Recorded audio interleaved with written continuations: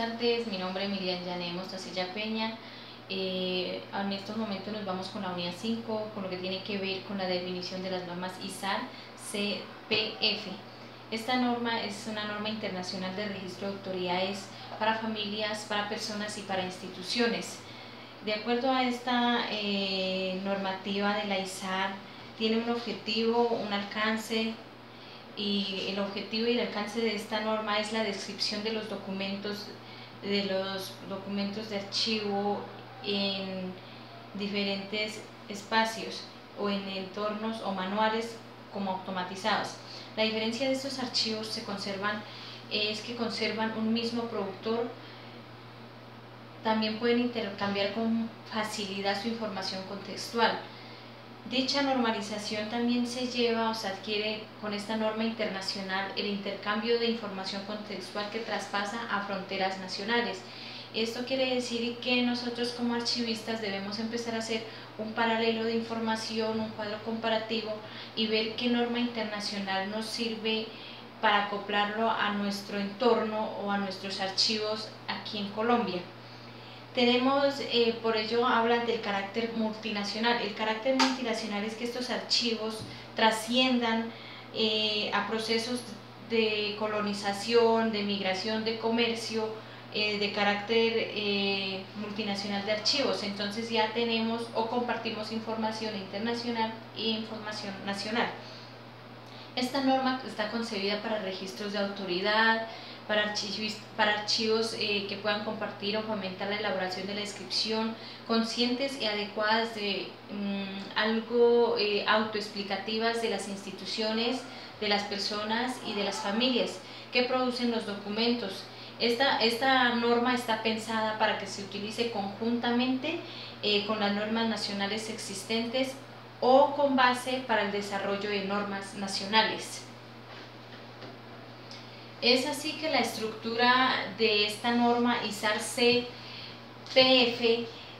tiene una característica muy importante, o no una, son 4 descripciones archivísticas que maneja la ISAR CPF. Dentro de estas 4 tenemos que resaltar en el manual que nos entrega el tutor, donde en el numeral número 4 la ISAR CPF nos habla sobre la estructura uso de la norma, y allí nos indica en el literal 4,7 que todos los elementos de descripción son útiles para elaborar registros de autoridad, pero que solamente se consideran esenciales los 4 que vamos a mencionar ahorita, como entre ellos está el tipo de identidad, la forma autorizada del nombre, la fecha de existencia, el identificador de registro de autoridad.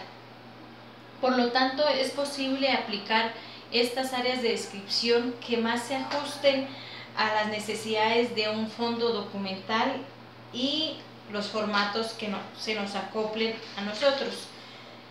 También tenemos las áreas de elemento a incluir en una descripción bajo las normas ISAR CPF. Dentro de estas áreas tenemos unos 4 elementos que son el área de identificación, el área de descripción, el área de relaciones y el área de control. Dentro del área de identificación, ¿qué significa? Significa que es la identificación unívocamente de la entidad que se está describiendo y que define el punto de acceso normalizado. Ahora bien, tenemos el área de descripción. El área de descripción tiende a informarnos la información sobre la naturaleza, el contexto de las actividades que esta entidad está describiendo. El área de relaciones, en las que se consignan y se describen las relaciones o instituciones, es donde las inscribimos o las describimos en el área de relaciones. En el área de control es la que se identifica de forma unívoca el registro de autoridad y se incluye información necesaria sobre cómo, cuándo y por qué agencia se creó o se actualizó el registro de autoridad. Ahorita vamos a ver unos ejemplos de la descripción ISAR CPF para instituciones y personas. Dentro de estos ejemplos tenemos su objetivo, su norma, su glosario, su estructura de la norma. Tenemos cinco áreas muy importantes, como son el área de identificación. Dentro de esta área de identificación tiene el tipo de identidad, la forma autorizada del nombre, la forma paralela del nombre, formas normalizadas de acuerdo a otras reglas, otras formas del nombre y el identificador único de instituciones. También tenemos el área de descripción, donde nos encontramos con fechas de existencia, historia, áreas geográficas, estatuto jurídico, funciones, ocupaciones o actividades, y atribuciones, fuentes y reglas, y la estructura interna en el contexto general. En las áreas de relaciones nos encontramos con el nombre identificador de la institución, persona o familia que esté relacionada. Tenemos también la naturaleza de la relación, la descripción de la relación y las fechas de la relación. En el área de control identificamos los registros de autoridad, identificamos la institución, las reglas de conservación y el estado del registro de autoridad. También tenemos el identificador de la institución, el estado del registro de la autoridad, nivel de detalle, registro de autoridad, las lenguas o escrituras del registro, las fechas de creación, revisión, fuentes y notas de mantenimiento. Tenemos la sexta área, que es la vinculación del registro de autoridad de archivos en documentos de archivos y otros recursos, como está el identificador del recurso relacionado, el tipo de recurso relacionado, la naturaleza de relación o la fecha del recurso relacionado. El ejemplo de la descripción archivística ISAR-CPF nos indica que tenemos que tener en cuenta unos elementos de registro de autoridad, dentro de ellos el área de identificación. El área de identificación nos dice que debemos tener en cuenta el tipo de entidad. Este tipo de entidad, ¿cuál es? Es el objetivo de indicar la entidad que se está describiendo, institución, persona o familia. Y la regla de ella es especificar el tipo de entidad, institución o familia que se está escribiendo entre el registro de autoridad. Ejemplo tenemos dentro de la guía entregada por el tutor, España, Archivo General de Simancas, y la nota para el registro, el Consejo de Guerra.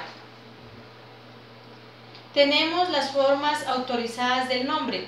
Dentro de estas formas autorizadas del nombre tenemos el objetivo, que es crear un punto de acceso normalizado que identifica de manera unívoca a una institución, persona o familia. La regla de ella es registrar de forma normalizada el nombre de la entidad que está describiendo, siguiendo normas convencionales, internacionales que hayan sido utilizadas al servicio de archivos responsables,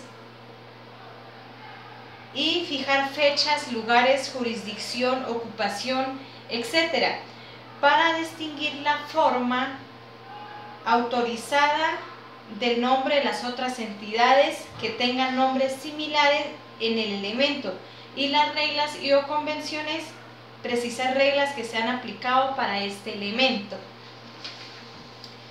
Tenemos las formas paralelas del nombre.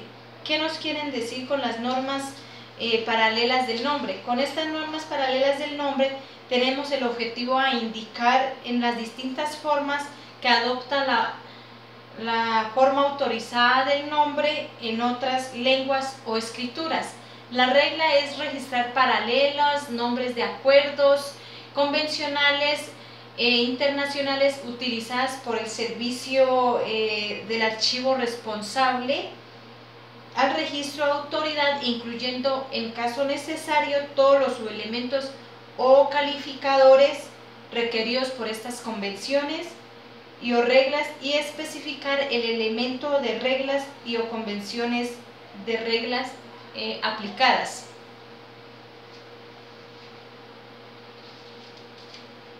En algunos países, especialmente en países que tienen más de una lengua oficial, la institución responsable del registro de autoridad puede establecer una o más formas autorizadas del nombre que tenga el mismo rango. Esta institución se produce en forma frecuencia el caso de los nombres entidades cuyas diversas formas en las distintas lenguas o escrituras poseen todas ellas categorías oficiales. Nos vamos con la forma normalizada del nombre según otras reglas.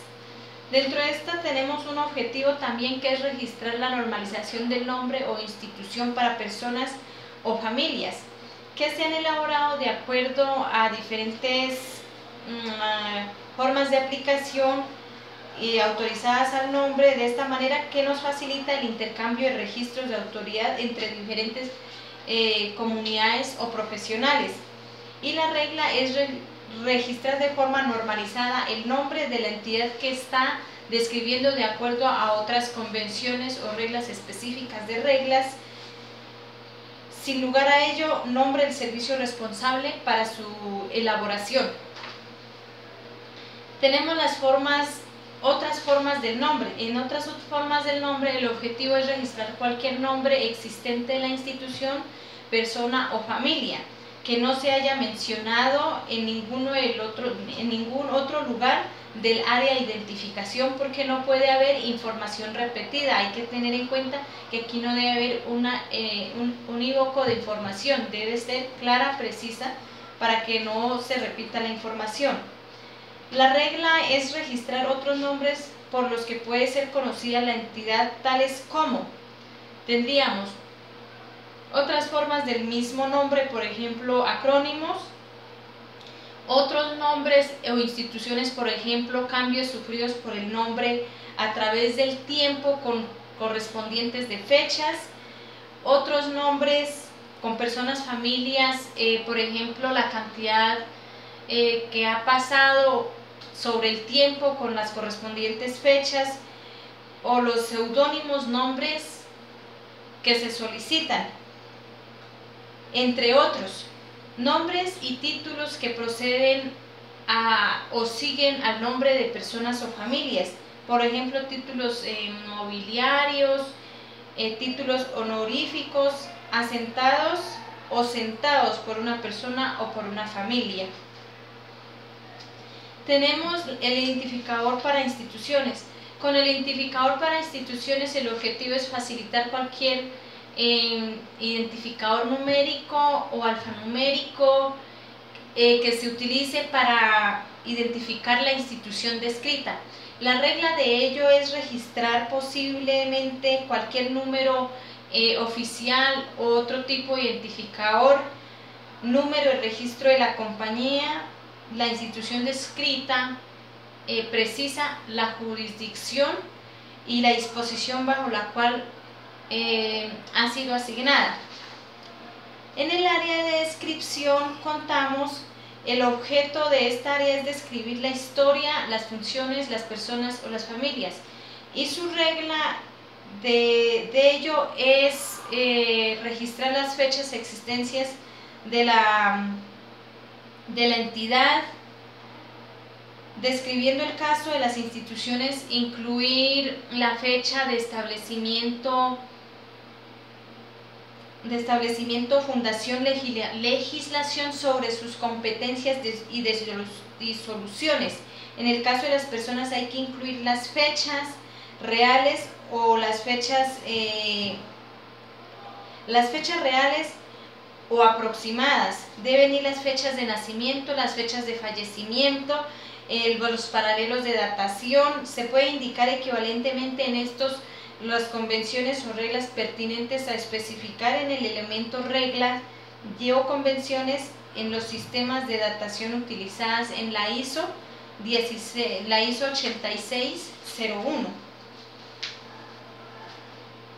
En la historia, el objetivo de ello es proporcionar un resumen de historia de la institución, persona o familia, y su regla es realizarla de forma narrativa, de forma cronológica, para los principales acontecimientos de una vida, actividades